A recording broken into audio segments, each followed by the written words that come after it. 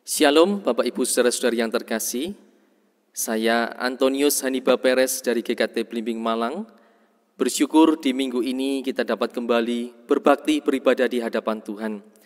Dan marilah saya mengajak setiap kita untuk selalu bersemangat di dalam ibadah kita, dengan serius dan khidmat kita mengikuti ibadah kita, sekalipun di dalam keterbatasan kita harus beribadah secara online.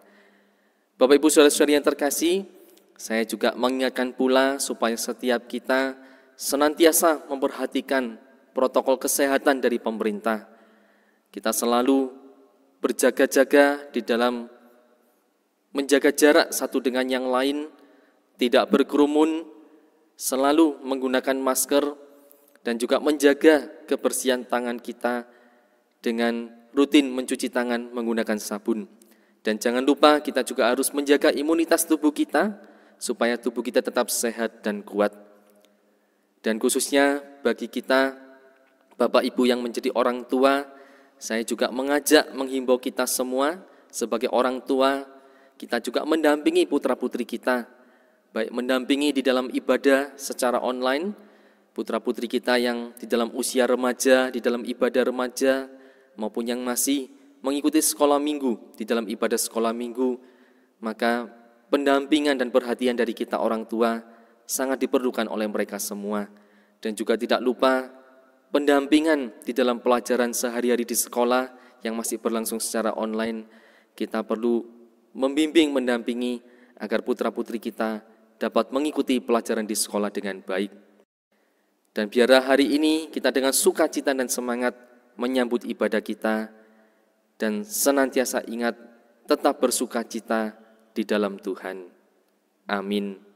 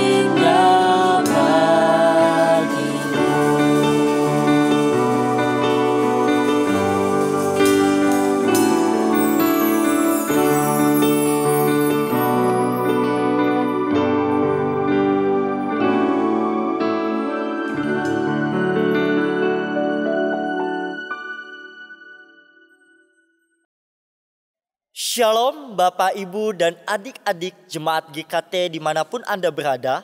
Kita bersyukur bahwa pada hari ini kita masih diberikan kesempatan untuk beribadah kepada Tuhan. Mari kita mempersiapkan hati dan pikiran kita untuk masuk ke dalam hadirat-Nya. Saya persilakan kepada jemaat untuk mengambil waktu teduh sejenak.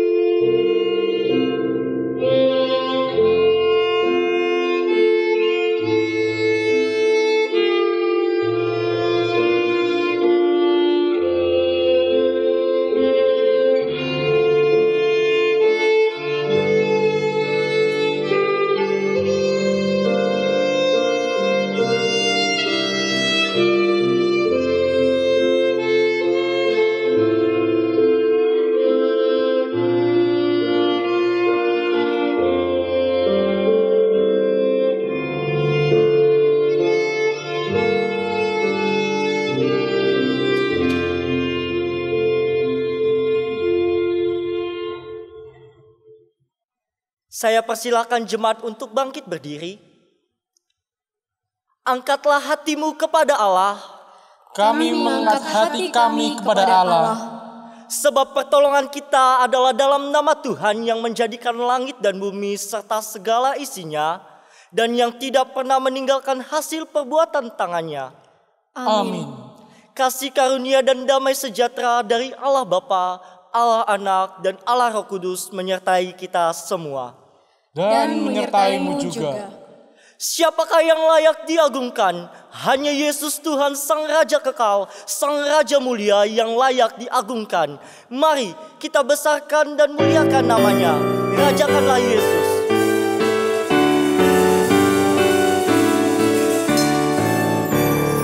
Rajakanlah Yesus, Anak Domba Allah.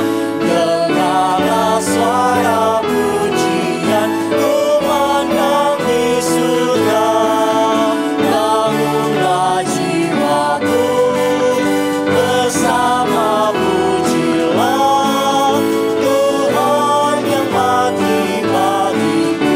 Pujilah selamanya.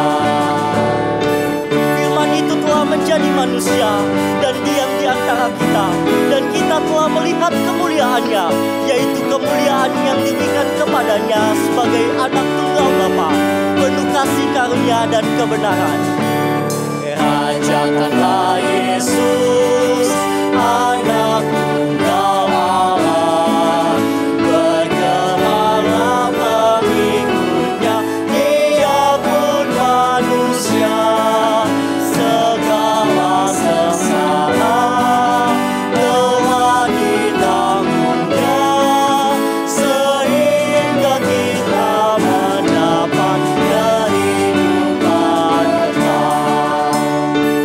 Dan yang sekarang dinyatakan oleh kedatangan Juru Selamat kita, Yesus Kristus, yang oleh Injil telah mematahkan kuasa maut dan mendatangkan hidup yang tidak dapat binasa. Rajakanlah Yesus, Tuhan sumber hidup. Segala bangsa diselamatkan, maut telah dilenyapkan. Marilah memuji, masyurkan namanya. Hidup kekal Dia berikan karena kematiannya. Kata Yesus kepadanya, Akulah jalan dan kebenaran dan hidup. Tidak ada seorang pun yang datang kepada Bapa kalau tidak melalui Aku. Yohanes 14 ayatnya yang ke-6. Jemaat dipersilakan untuk duduk kembali. Jemaat yang terkasih di dalam Tuhan, seringkali kita sebagai umat percaya jatuh dan tidak dapat menguasai diri dari segala dosa. Seringkali kita sulit untuk mengatakan tidak kepada dosa. Namun, oleh karena kasih Allah, Ia telah memampukan kita dan memberikan kesempatan untuk kita bangkit dari dosa, supaya kehidupan kita dapat membawa kedamaian.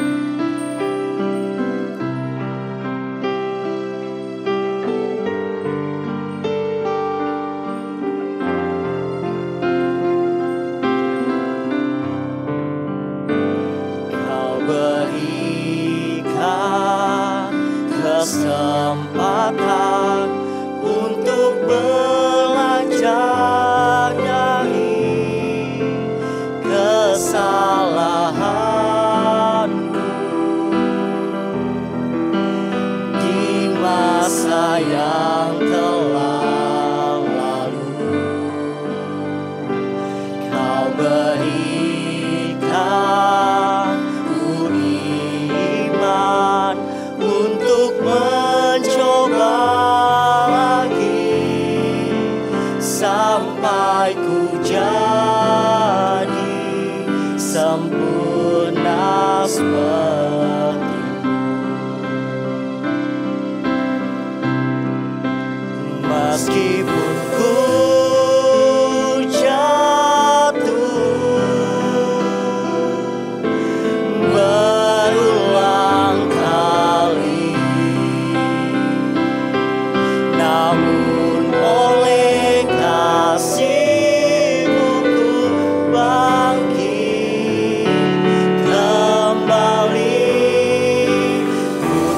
dapat sungguh menyia-nyiakan kepercayaanmu terhadapku, Tuhan. Berikan kesempatan untuk belajar dari kesalahanku di masa yang telah lalu. Kau berikan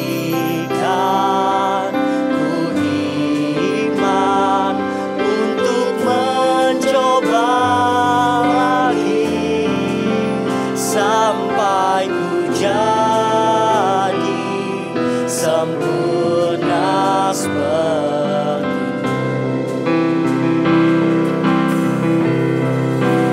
Meskipun ku jatuh berulang kali, namun oleh kasih-Mu ku bangkit kembali. Ku tak dapat sungguh menyia-nyiakan kepercayaanmu terhadapku, Tuhan. Kau berikan ku iman untuk mencoba lagi sampai ku jadi sempurna seperti-Mu.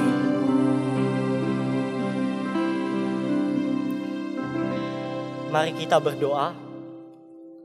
Allah Bapa kami yang bertata di dalam kerajaan surga, terima kasih atas kesempatan yang telah Engkau berikan untuk kami belajar dari kesalahan kami, sehingga hidup kami semakin hari semakin diperbaharui. Pada saat ini kami datang menghadap Engkau untuk memohon pengampunan dari segala dosa-dosa yang membelenggu hidup kami, baik secara sengaja maupun tidak disengaja, baik itu melalui pikiran kami, perkataan kami, ataupun sikap dan perilaku kami. Bersihkanlah hati nurani kami ya Tuhan, dan layakkanlah kami untuk beribadah kepadamu, supaya kami mendapatkan sukacita dan damai sejahtera oleh karena pengampunan yang Engkau beri. Ampunilah dosa-dosa kami oleh karena kesombongan dan keangkuhan kami. Ampunilah dosa-dosa kami oleh karena ketidaktaatan kami, karena tidak melakukan apa yang Engkau kehendaki. Kami sadar Tuhan bahwa kami lebih memikirkan diri kami sendiri daripada memikirkan orang lain. Ya Tuhan, tuntunlah kami dengan kuasa Roh Kudus-Mu, bahwa kami untuk semakin menjadi pribadi yang takut akan Engkau. Kasihani kami dan ampunilah kami ya Tuhan atas segala pelanggaran kami. Di dalam nama Tuhan Yesus kami berdoa dan mengucap syukur. Haleluya. Amin. Saya persilakan jemaat untuk bangkit berdiri.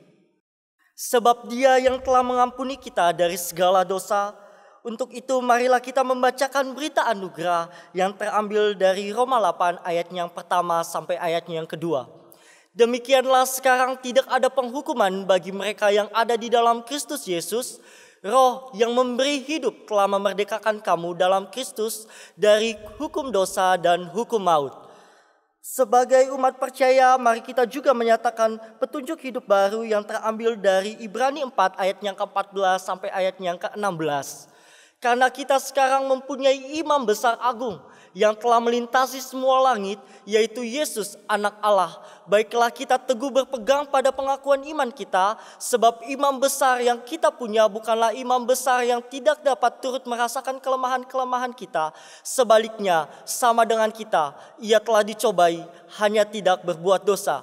Sebab itu marilah kita dengan penuh keberanian menghampiri tahta kasih karunia, supaya kita menerima rahmat dan menemukan kasih karunia untuk mendapat pertolongan kita pada waktunya. Saya persilakan jemaat untuk duduk kembali. Sebab oleh karena kematiannya kita telah diselamatkan dari segala dosa. Agungkanlah namanya melalui pujian, mungkinkah aku pun serta.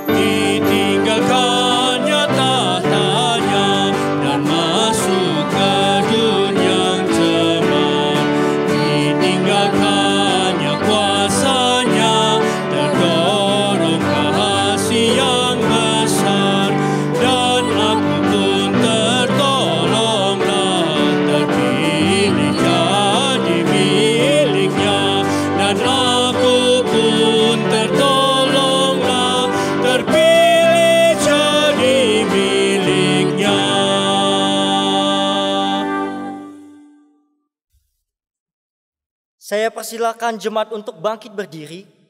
Bersama dengan umat percaya di sepanjang abad dan di segala zaman, marilah kita mengingkari pengakuan iman melalui pujian Ku Percaya.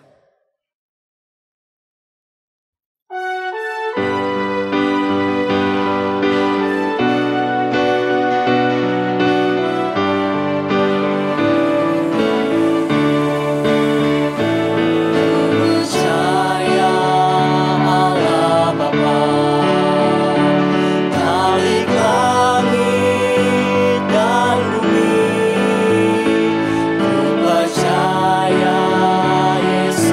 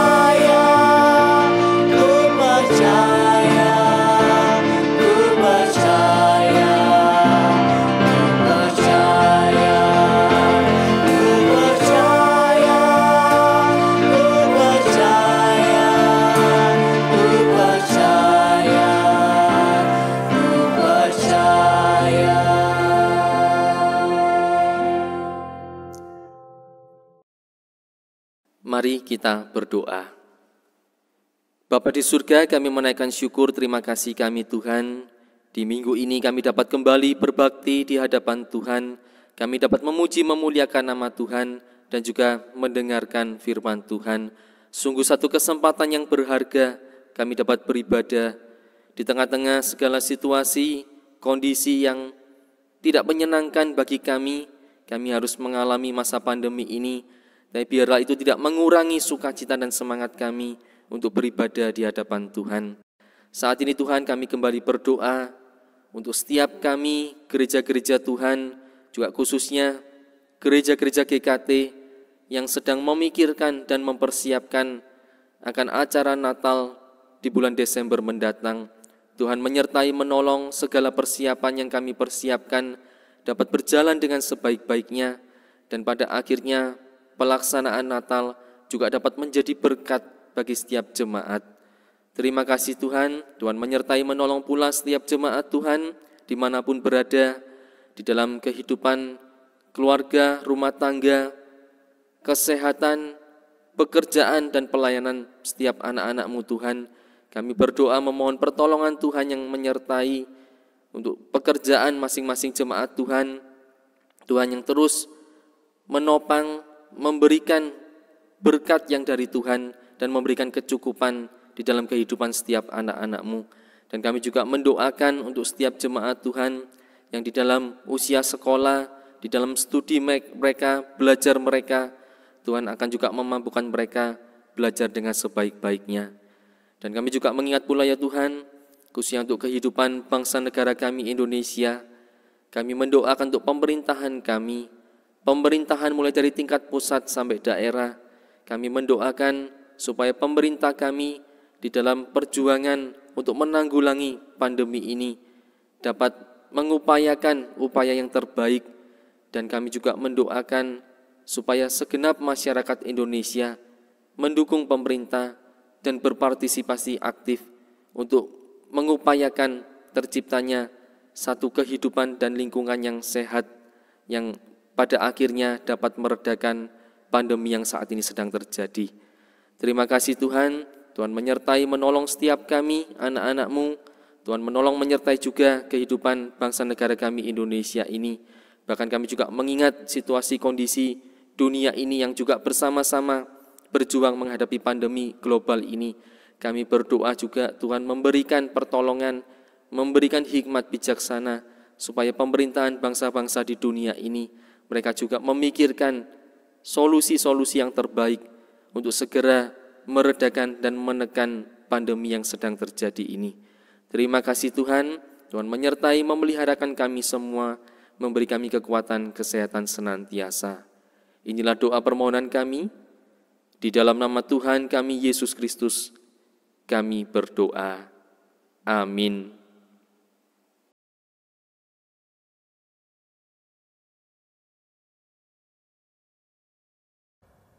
Shalom, selamat hari Minggu jemaat yang dikasihi Tuhan. Saya mengucap syukur kita bisa bertemu kembali di ibadah online dimanapun kita berada. Saya yakin dan percaya kita disatukan oleh kasih Kristus, kasih yang tidak mengenal batas tempat, kasih yang tidak bisa dipisah-pisahkan, tapi kasih yang menyatukan, sehingga kita beribadah dengan penuh keyakinan Tuhan hadir di tengah-tengah kita.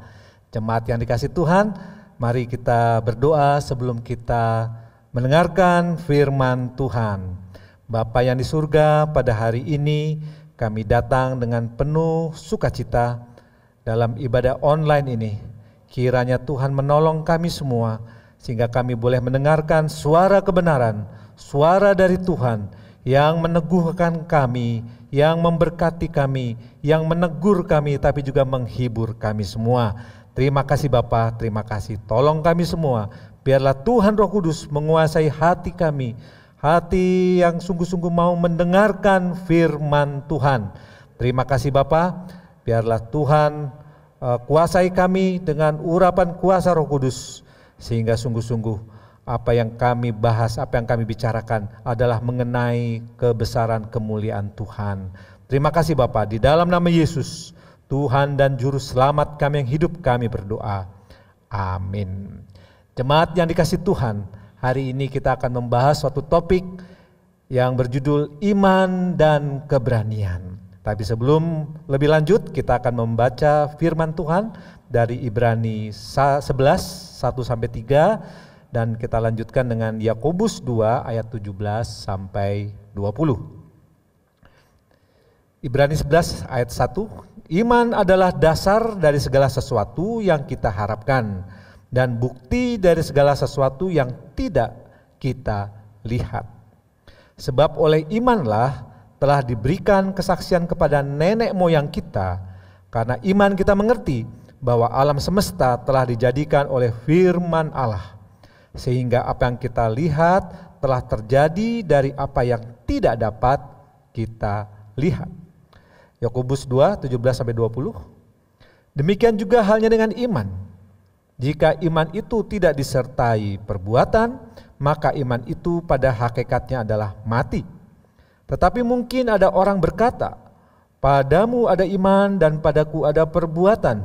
Aku akan menjawab dia, tunjukkanlah kepadaku imanmu itu tanpa perbuatan, dan aku akan menunjukkan kepadamu imanku dari perbuatan-perbuatanku. Engkau percaya bahwa hanya ada satu Allah saja, bukan? Itu baik. Tetapi setan-setan pun juga percaya akan hal itu dan mereka gemetar.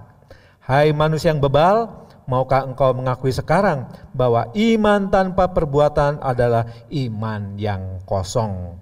Demikianlah firman Tuhan bagi orang yang mendengar, menyimpan dalam hati dan melakukan dalam kehidupannya sehari-hari.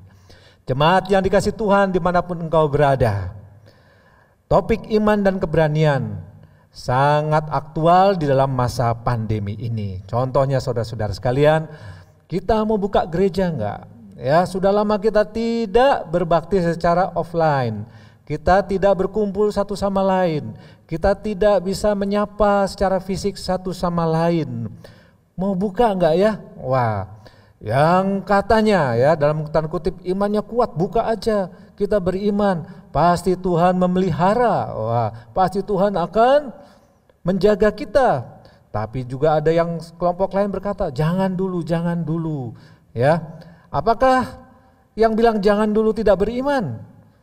Ini suatu pertanyaan ya. Kadang-kadang kita menghakimi orang. Kalau tidak sesuai dengan hati kita, tidak sesuai dengan kehendak kita, kita bisa menghakimi orang. Wah, engkau tidak beriman. Yang satu ngomong, engkau bukan beriman tapi nekat. Nah, seperti itu. Jadi iman dan keberanian memang satu topik yang menarik pada saat ini. Ada hal lain lagi. Gereja memang tidak dibuka ya, tetapi rumah menjadi gereja, menjadi tempat kebaktian kita, dan sesungguhnya keluarga adalah gereja. Ini luar biasa sekali saudara. Bagaimana kita kalau beriman, kita punya keberanian untuk beribadah di rumah masing-masing. Tetapi banyak orang ya, justru hal-hal seperti ini mereka tidak lakukan. Oh, tidak biasa, bukan kami tidak berani, tapi kami tidak biasa, kami tidak nyaman melihat televisi, itu bukan ibadah. Wah, ini perlu suatu keberanian mengubah pola pikir bahwa dalam ibadah itu tidak dibatasi dengan hal-hal yang seperti itu, tapi bagaimana kita menyembah Tuhan. Gereja boleh tutup, di mana boleh tutup, tapi Tuhan menghendaki rumah menjadi gereja, rumah menjadi tempat ibadah. Kita harus memiliki iman dan juga keberanian untuk mengubah pola pikir bahwa kita tetap beribadah bisa di mana saja. Nah, ada yang lebih mengenaskan saudara. Ada orang sakit, tapi dia tidak berani ke rumah sakit karena dia pikir di rumah sakit itu banyak virusnya, sehingga dia menahan diri. Dia tidak mau ke rumah sakit, dia punya pikiran di rumah sakit banyak sekali virusnya. Wah ya, sampai sudah payah sekali baru dibawa ke rumah sakit. Apakah orang ini tidak beriman? Ya, jangan menghakimi saudara-saudara, dia punya pertimbangan, dia orang Kristen. Nah, iman yang kita bahas tadi itu berkaitan dengan keberanian secara fisik, secara jasmani, mau kumpul ketemu orang ya. Kemarin itu ada rekreasi, ada libur nasional bersama. Banyak orang pergi ke gunung, ke laut, wah ke rumah makan penuh katanya. Ya mereka berkata beriman sajalah, ya, pasti Tuhan memberkati, pasti Tuhan melindungi. Oh, kita udah bosan di rumah, Tuhan tahulah isi hati kita. Tetapi ada orang juga menahan diri di rumah saja, tidak pergi kemana-mana. Dia punya pertimbangan juga, waduh kalau ketemu orang banyak pasti banyak virusnya juga gitu ya. Kita tidak boleh menjudge si A lebih beriman, si B kurang beriman, atau yang satu nekat, yang satu tidak punya iman. Bukan itu masalahnya ya, bukan itu. Tetapi memang iman dan keberanian itu menjadi topik yang aktual yang harus kita pahami bersama-sama sehingga kita bisa melakukan perbuatan kita dapat lakukan dalam kehidupan kita sehari-hari. Iman kita bisa nyatakan dengan keberanian. Keberanian seperti apa saudara ya? Nah tadi itu masalah fisik, berani bertemu dengan orang lain, berani kumpul-kumpul dengan orang lain ya, itu jelas memang. Kadang-kadang iman itu dikaitkan dengan hal-hal seperti itu. Sesuatu yang kelihatan mata, wah dia berani, wah dia punya iman ya. Tetapi Dan Gate, ya ini seorang dokter ahli masalah keluarga, dan Jennifer Armstrong, dia adalah penulis buku ya, penulis buku anak-anak. Mereka ini punya pendapat.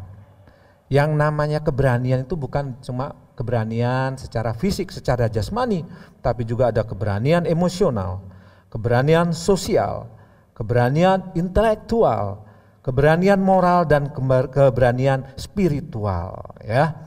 Itu pendapat mereka yang mengklasifikasikan keberanian itu seperti itu, ada 6 bagian ya.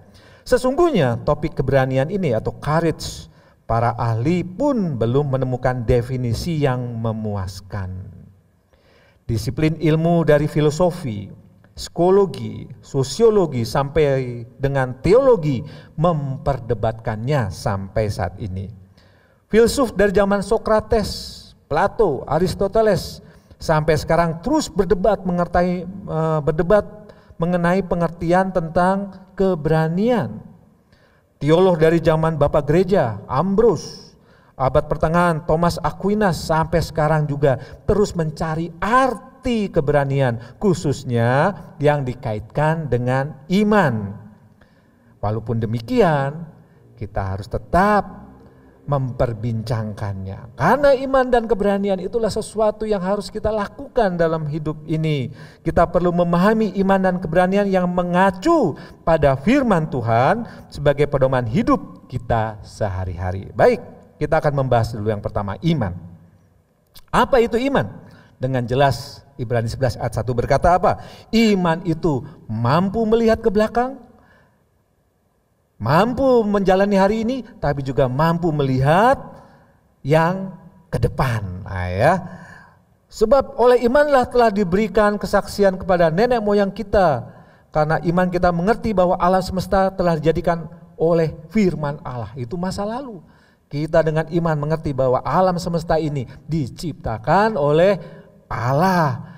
Ada penciptanya. Itu masa lalu. Kita dengan iman percaya Yesus Kristus telah datang ke dunia pada 2000 tahun yang lalu. Tapi dengan iman juga kita percaya Yesus Kristus akan datang kembali ke dunia. Ya, kita tidak tahu kapan. Tapi firman Tuhan dengan jelas mengatakan Dia akan datang segera. Ya. Nah, dengan iman juga kita memahami bahwa kita tetap memiliki harapan. Harapan itu berkaitan dengan masa depan. Harapan yang berkaitan dengan cita-cita kita. Dengan iman ya, kita mengharapkan sesuatu. Dengan iman kita bisa menjalani hidup ini, yang sekarang maupun yang akan datang ya. Imanlah dasar dari segala sesuatu yang kita harapkan dan bukti dari segala sesuatu yang tidak kita lihat. Dan memang objek iman kita tidak melihatnya. Sampai kita melihatnya baru kita akan melihat, oh iya ini benar. Tetapi iman kita belum melihat tapi sudah percaya. Nah, dengan iman dan percaya ya, kita mengakui bahwa Alkitab adalah firman Allah. Kita tidak perlu bukti arkeologis Ada bukti-bukti dulu baru kita percaya. Enggak, kita dengan iman bahwa firman Allah, Alkitab itu adalah firman Allah dan kita percaya dan kita melakukannya. Tanpa bukti arkeologis pun tidak masalah. Tetapi puji Tuhan, bukti-bukti arkeologis yang meneliti tentang Alkitab itu bersesuaian senantiasa. Ini kasih Tuhan luar biasa. Tetapi banyak bukti-bukti lain belum ditemukan. Kita tidak perlu khawatir karena iman kita percaya Alkitab adalah firman Allah. Dengan iman percaya kepada Tuhan memelihara hidup sekarang dan hari esok. Dengan iman kita percaya bahwa Tuhan Yesus menyediakan tempat bagi orang percaya di rumah Bapanya. Ya, jadi iman itu sesuatu yang komplit berkaitan dengan masa lalu, masa sekarang dan juga masa yang akan datang. Saudara-saudara sekalian, tetapi apakah engkau beriman? Kita tahu iman itu apa, ya.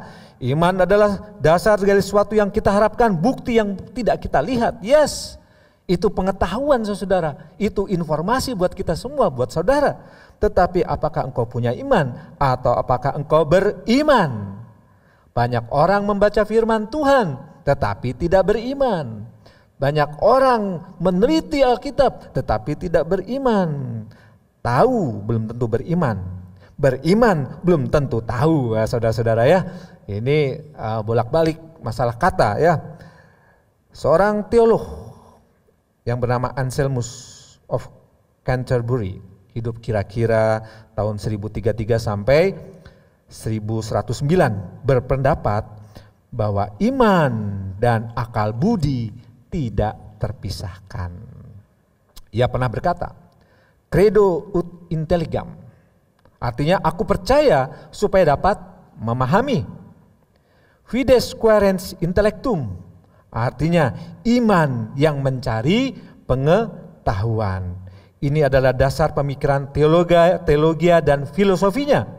Dengan iman ia ingin memahami segala sesuatu, ya. Dengan iman dia meneliti Alkitab. Dengan iman dia mempelajari ilmu-ilmu yang lain. Tapi dengan iman ya, dia tetap percaya Alkitab adalah kebenaran. Jadi, apa itu beriman? Kita membaca dari kitab Efesus 2, 8-10. Sebab karena kasih karunia kamu diselamatkan oleh iman. Itu bukan hasil usahamu, tetapi pemberian Allah. Itu bukan hasil pekerjaanmu. Jangan ada orang yang memegahkan diri. Beriman, saudara-saudara, ya. Itu artinya terengkuh oleh kasih Bapa. Beriman itu artinya terdekap oleh kasih Bapa sehingga engkau menikmati yang namanya anugerah keselamatan. Apakah engkau sudah terengkuh dengan kasih Bapa? Apakah engkau sudah didekap dengan kasih Bapa? Beriman berarti apa? Ada Allah di dalam hidupmu. Kita tidak bisa melepaskan diri dari Allah. Beriman tidak bisa terlepas dari Allah. Tapi beriman ada Allah di dalammu. Kasih Bapa dalam hidupmu. Ya, orang yang penuh dengan kasih.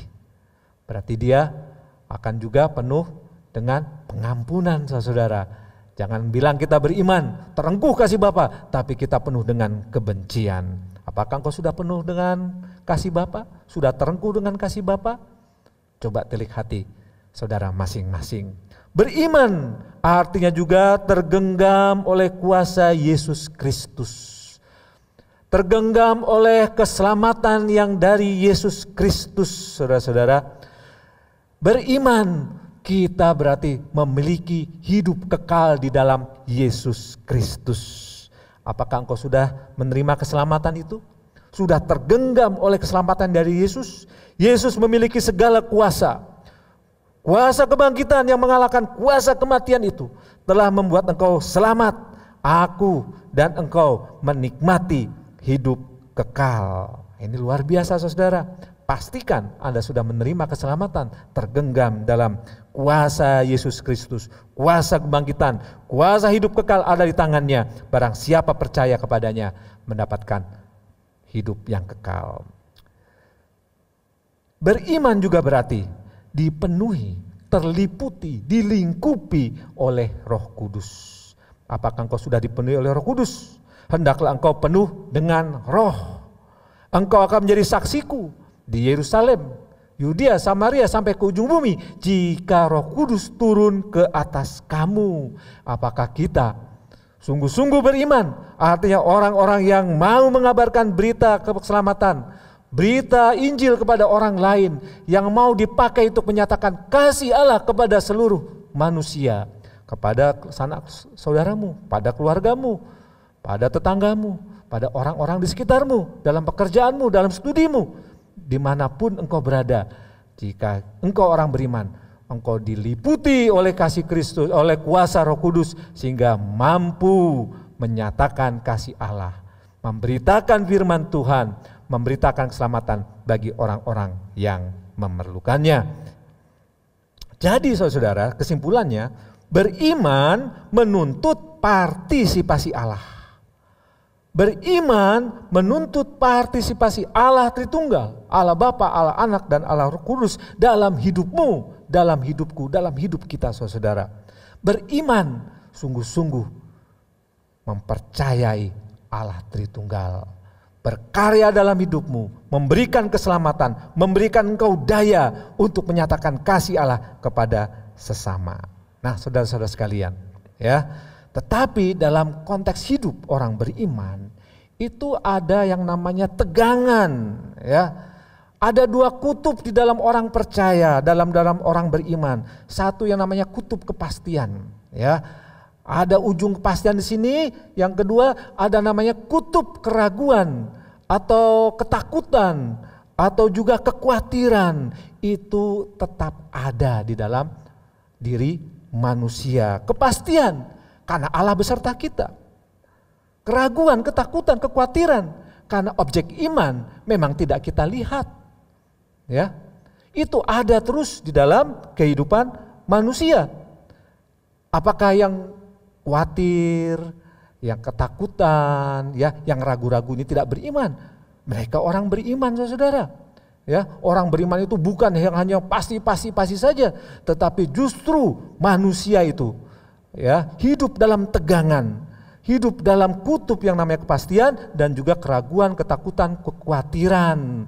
Dan firman Tuhan mengatakan bahwa banyak tokoh Alkitab pun hidup di dalam ketakutan, kekhawatiran atau keraguan, ya.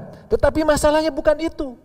Tuhan ingin kita menguasai keraguan, bukan keraguan menguasai kepastian. Kita menguasai kekhawatiran, kita menguasai kekhawatiran, kita menguasai ketakutan dengan Allah yang beserta dengan kita. Itu akan ada terus dalam hidup kita, tetapi Tuhan menginginkan kita berkuasa atasnya.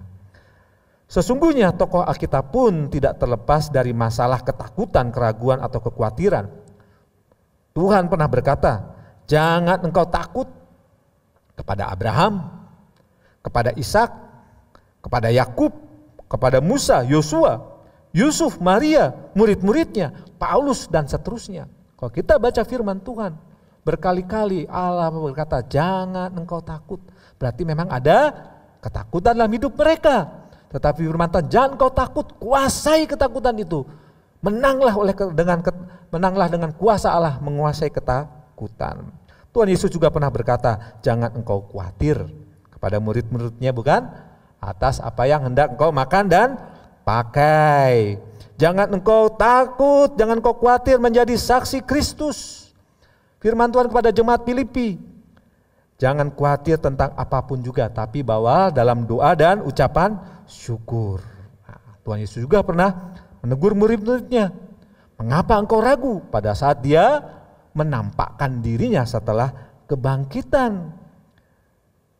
Murid-muridnya ragu-ragu, tapi Yesus bertanya, mengapa engkau ragu? Ini aku yang bangkit. Nah, pertanyaannya, apakah takut, kematian, kekhawatiran, ragu hilang dalam hidup orang percaya, hidup orang beriman? Tidak, tetap ada dalam hidup orang beriman. Tapi firman Tuhan bilang, jangan engkau takut, artinya jangan engkau dikuasai oleh ketakutan. Jangan kau ragu, jangan engkau dikuasai oleh keraguan. Jangan kau khawatir, jangan hidupmu dikuasai oleh kekhawatiran. Karena Allah yang kau imani itu memberikan engkau kepastian, memberikan engkau penyertaan, pemeliharaan. Sehingga hidupmu bisa berjalan dengan penuh ucapan syukur. Ya, jadi kesimpulannya yang Tuhan inginkan, janganlah ketakutan, keraguan, kekhawatiran menguasai hidupmu. Cilakanya saudara, untuk mengatasi keraguan, maka keraguan ditekan dengan tindakan fanatis membabi buta. Ya, jelas itu dalam keberanian secara fisik. Waduh, aku mau melakukan apa yang aku inginkan. Yang penting Tuhan memberkati. Wah ya, bukan itu seperti itu juga. Bukan seperti membabi buta juga itu ya. Itu bukan satu-satu cara untuk menyatakan keberanian. Sudah dikatakan di atas, bukan, ada macam-macam keberanian. Kita akan bahas satu persatu. Apa itu keberanian? Ya, keberanian adalah mewujudkan iman dalam tindakan dengan mengacu kepada Yesus Kristus sebagai manusia sejati. Keberanian menyatakan iman kita dalam tindakan kita sehari-hari dengan memandang kepada Kristus yang adalah manusia sejati itu. Bagaimana Kristus dalam hidupnya memberikan kita contoh, memberikan kita teladan, memberikan kita pedoman. Bagaimana iman dan keberanian itu ada di dalamnya dan kita boleh mencontohnya, meneladaninya dan melakukannya, saudara. Ya, Tuhan Yesus waktu hidup di dunia, dia berkumpul sama orang-orang, dia bermasyarakat, ya, dia berkomunikasi, berinteraksi dengan para ahli Taurat, dengan pembesar, dengan ahli agama, dengan rakyat kecil, dan dia terus dalam hidupnya. Dia merendahkan egonya, tapi dalam hidupnya itu dia menegakkan, memuliakan kehendak Allah. Wah, ini luar biasa ya. Dalam masyarakat yang penuh, yang heterogen, yang banyak macamnya itu, dia berani untuk menyatakan kehendak Allah, bukan egonya. Kadang-kadang di tengah-tengah masyarakat ini, kita tidak berani menyatakan siapa kita sebenarnya, murid Kristus atau bukan. Ya, kita tidak berani menyatakan kepada masyarakat. Di gereja kita jadi malaikat, tapi di tengah-tengah masyarakat kita menjadi orang lain. Menjadi orang yang tidak sesuai dengan firman Tuhan. Tapi Yesus sungguh menyatakan dirinya tengah-tengah masyarakat bahwa dia selalu menuruti kehendak Bapaknya. Dia adalah sosok yang lurus sehingga banyak dimusuhi oleh dunia yang penuh dengan kebengkokan. Ia berani berbeda, saudara. Ya, dia berani berbeda. Ini suatu yang luar biasa. Ini yang namanya keberanian sosial. Bagaimana dia menegakkan kebenaran, ya. Bagaimana dia menghendaki Bapaknya ditinggikan dan dimuliakan. Pada waktu saya masih kuliah, saudara. Sebelumnya saya kuliah di kampus sekuler. Pada suatu kali, ya, teman-teman saya berkata, kamu kok sok suci? Waduh, saya bingung jawabnya. Mau jawab apa nih? Tapi tiba-tiba terbersit begini. Jawaban yang membuat mereka terdiam dan terbungkam. Lalu apa salahnya kalau saya suci? Wah, mereka bingung. Ya nggak ada salahnya. Memang itu harus dilakukan, bukan? Ya, dalam bersosial, dalam bermasyarakat, kita harus menunjukkan kita sungguh-sungguh murid Kristus, meninggikan Kristus. Ya, ego kita jangan yang ditonjolkan, tapi kehendak Bapa. Itu keberanian sosial, saudara. Ada juga yang namanya keberanian intelektual. Berani berpikir. Tuhan Yesus waktu melihat murid-muridnya di atas gunung, di atas bukit, kelaparan. Dia tidak hanya memberitakan firman Tuhan, tidak. Tapi dia juga tahu bahwa mereka perlu makan, saudara. Ya, bahwa manusia itu bukan hanya hidup dari yang rohani, tapi juga jasmani, perlu makan. Lalu Tuhan Yesus membuat mujizat dan mereka diberi makan. Ada kesaksian dalam masa pandemi ini, saudara. ya. Bagaimana keberanian intelektual itu sebagai pernyataan iman dari orang-orang yang beriman. Saya mewawancarai beberapa pengusaha, ya. Beberapa pengusaha, orang yang berusaha, gimana usaha, wah turun Pak, parah Pak. Ya. Terus bagaimana, apakah ada yang di PHK? Waduh, sampai saat ini puji Tuhan, saya tidak mem-PHK mereka. Kami bertahan Pak.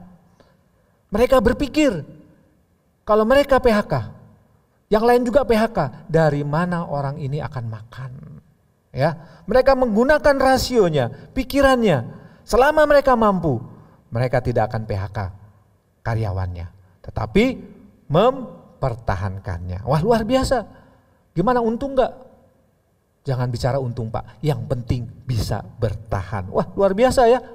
Mereka punya keberanian intelektual. Kalau mereka mau untung, mau enak saja ya gampang PHK, tapi mereka tidak melakukannya. Ya, ada juga yang dengan imannya pada masa kelimpahan dia menyisihkan sebagian keuntungannya dan dia berkata, saya menyisihkan keuntungan pada zaman kelimpahan Pak.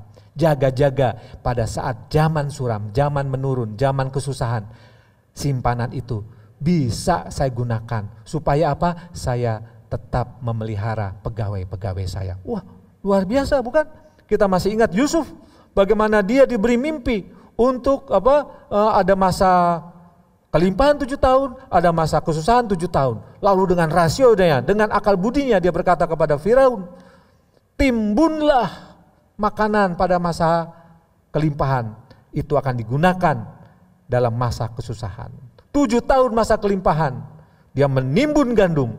7 tahun masa kelaparan, dia membagi-bagikan gandum itu. Nah, luar biasa, keberanian intelektual, berani berpikir.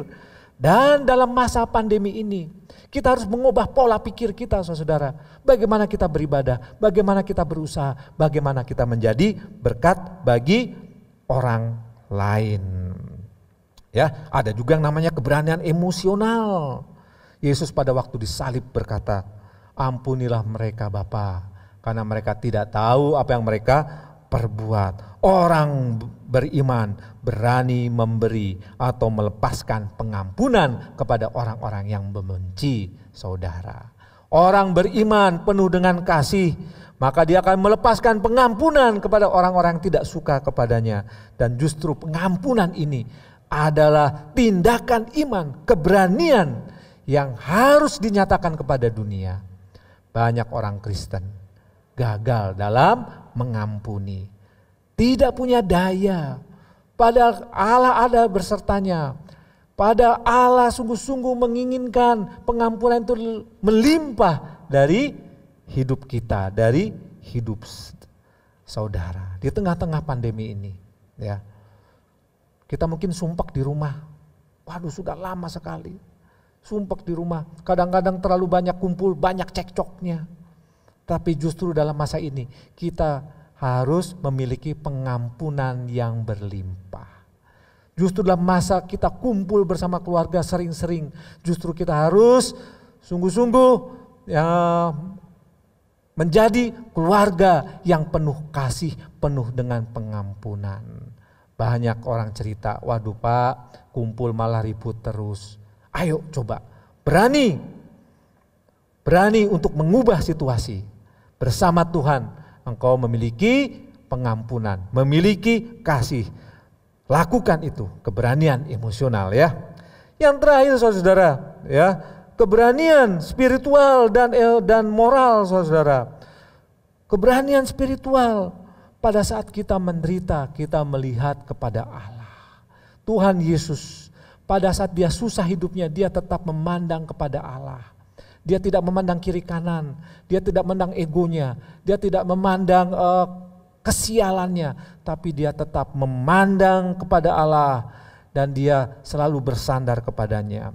Ratapan 3 ayat 21-23 adalah contoh yang paling bagus saudara. Bagaimana Yeremia di tengah-tengah penderitaan meratapi kejatuhan Yerusalem, di tengah-tengah ratapannya itu dia mampu berkata, kasih Tuhan selalu baru tiap pagi. Dia bisa mengatakan dalam Tuhan ada harapan. Dia bisa mengatakan Allah adalah baik. Wah, luar biasa saudara. Ini suatu keberanian spiritual, pernyataan iman yang diungkapkan di tengah-tengah kesusahan. Nyatakan imanmu di tengah-tengah pandemi ini.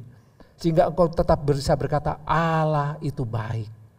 Sehingga apa? Hatimu selalu melimpah dengan ucapan syukur. Karena Tuhan tidak pernah meninggalkan engkau. Karena Tuhan tidak pernah meninggalkan kita semuanya. Saudara-saudara sekalian, pada suatu kali Mahatma Gandhi menulis surat kepada sahabatnya Milton Newberry, seorang tokoh agama Kristen di Amerika Serikat. Dia berkata demikian, "Jujur, saya tidak bisa melampaui apa yang saya yakini bahwa Yesus merupakan salah satu guru paling agung yang pernah dipunyai oleh umat manusia. Saya kagum dengan khotbah di bukit. Bagaimana Yesus menjadi pengajar yang luar biasa. Mengajarkan moralitas hidup yang baik dan yang benar. Yang dilakukan, yang seharusnya dilakukan oleh manusia. Dan itu berlaku untuk semua orang. Tidak terbatas dengan kepercayaannya."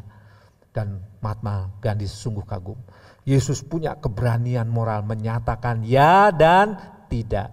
Menyatakan benar dan salah. Membuka pikiran bagaimana moralitas hidup itu dilakukan di tengah-tengah masyarakatnya pada waktu itu. Demikian pula dengan kita di tengah-tengah pandemi ini. Kita nyatakan moralitas Kristen yang sungguh-sungguh kepada dunia. Jangankan Gandhi saudara, Soekarno, presiden pertama kita. Dia berkata, "Ku pelajari agama Kristen pada Van Lith. Aku terutama menaruh perhatian pada khotbah di atas bukit. Inspirasi Yesus menyemangati orang-orang martir pada mula-mula. Karena itu mereka berjalan menuju kematiannya sambil menyanyikan mazmur pujian untuk kemuliaan namanya. Karena mereka tahu, kami meninggalkan kerajaan di bumi ini, akan tetapi kami memasuki kerajaan Allah." Wah, luar biasa saudara. Ya, banyak orang kagum dengan Tuhan Yesus. Apakah engkau kagum dengan Tuhan Yesus? Pertanyaannya, kita bisa kagum, banyak orang bisa kagum. Tetapi apakah kita melakukan apa yang diajarkan oleh Tuhan Yesus? Itu lebih penting dari sekedar kagum.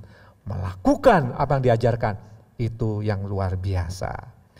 Dan akhirnya saudara, kita kembali kepada keberanian jasmani, keberanian fisik, berani mengorbankan diri, bahkan berani mati.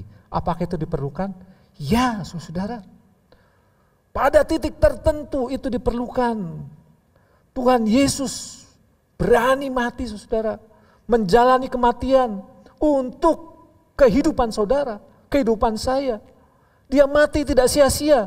Yang disayangkan adalah mati konyol. Tapi Tuhan Yesus bukan mati konyol. Dia mati dengan kemuliaan saudara. Bahwa dengan kematiannya dia menyelamatkan banyak orang. Apakah kematian itu berarti dia kalah dengan kuasa iblis? Justru kematiannya itu membuktikan kuasa iblis dapat dipatahkan. Karena dia bangkit saudara. Pada Tuhan Yesus mati, pada saat Tuhan Yesus mati itu bukan kalah. Tapi itu memang kehendak Allah. Sehingga Yesus menang karena dia melakukan kehendak Allah. Dengan kematiannya itu. Banyak orang, barang siapa percaya kepadanya, tidak binasa, melainkan beroleh hidup yang kekal. Dan kita harus menghargai atas nyawa, atas kehidupan yang dikorbankan oleh para dokter, perawat, petugas kesehatan, yang memberikan nyawanya, yang banyak gugur dalam masa pandemi ini saudara. Dalam satu titik mereka memberikan nyawanya. Orang-orang Kristen, dokter Kristen, saya yakin dan percaya juga memiliki hal seperti itu. Ya, siapapun mengikut Yesus, siapa mempertahankan nyawanya, dia akan kehilangan. Tetapi siapa yang melepaskan nyawanya, justru dia mendapatkannya. Itulah kunci ya iman dan keberanian, bahwa segala sesuatunya harus ada partisipasi Allah. Sehingga kita bisa berpikir, kita bisa menentukan, kita bisa melakukan apa yang dikehendaki oleh Allah. Iman bukan berarti melakukan pekerjaan yang membabi buta, pekerjaan yang serampangan, tidak. Tetapi iman itu harus menyatakan keberanian dalam tindakan yang sungguh-sungguh berkenan kepada Allah. Sebagai kesimpulan saudara, keberanian adalah melakukan firman Tuhan berdasarkan iman. Semua keberanian itu harus berdasarkan iman kepada Allah yang berpartisipasi di dalam hidupmu. Kiranya firman Tuhan ini menguatkan kita di dalam masa pandemi ini. Kita memiliki iman dan keberanian melakukan firman Tuhan, melakukan kehendak Allah, melakukan hal yang berguna untuk sesama manusia. Mari kita berdoa.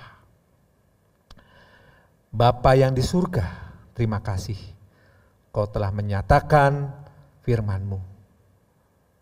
Sekarang kami diam dan kami merenungi firman Tuhan ini, dan tolonglah kami untuk melakukan firman-Mu. Terima kasih Bapa, terima kasih. Di dalam nama Yesus, Tuhan dan Juru Selamat kami hidup, kami berdoa. Amin.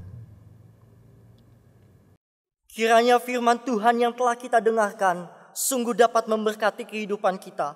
Untuk meresponi firman-Nya, kita akan memberikan persembahan sesuai dengan tata cara gereja masing-masing. Mari kita menaikkan pujian Yesus Sahabat Sejati.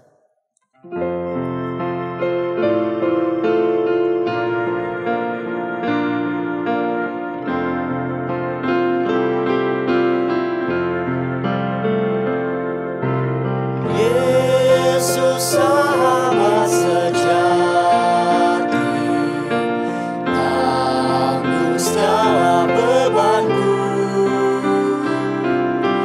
Janganlah bersedih hati, beritahu padanya. Damaiku sering hilang, hati selalu mengeluh. Itu karena tidak pernah dibawa dalam doa.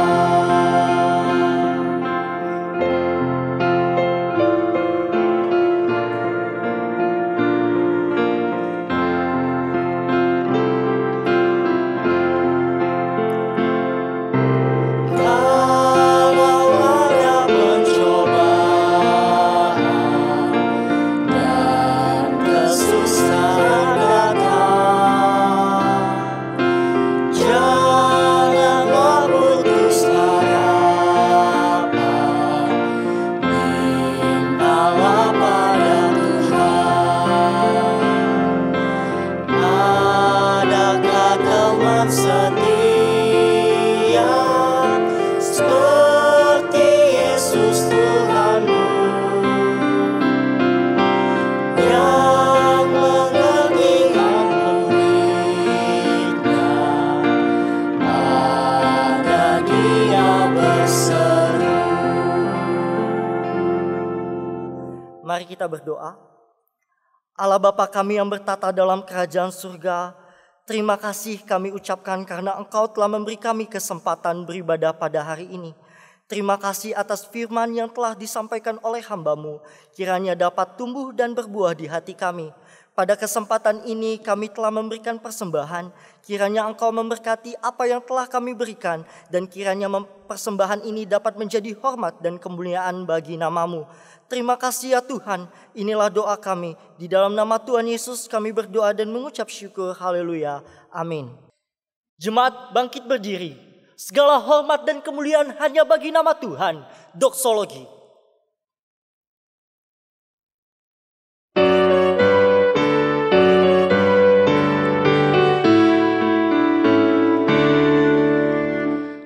Puji Allah Bapa Putra, puji Allah Roh Kudus. Haleluya, haleluya.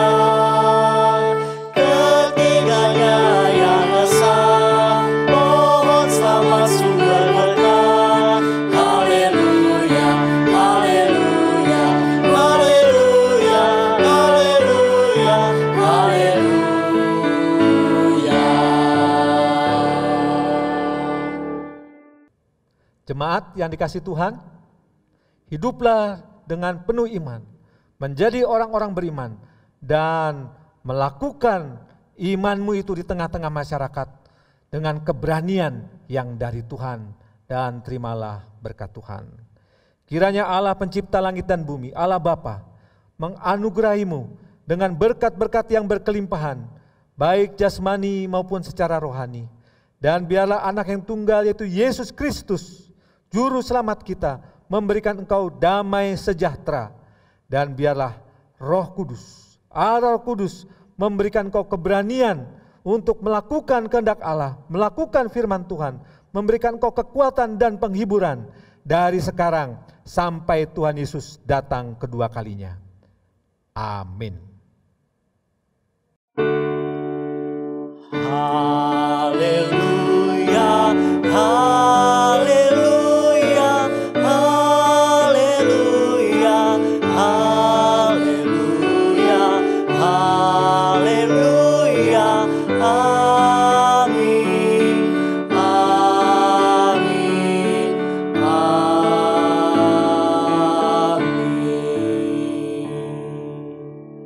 Jemaat, saya persilakan untuk duduk kembali. Saat teduh, selamat hari Minggu, Tuhan Yesus memberkati.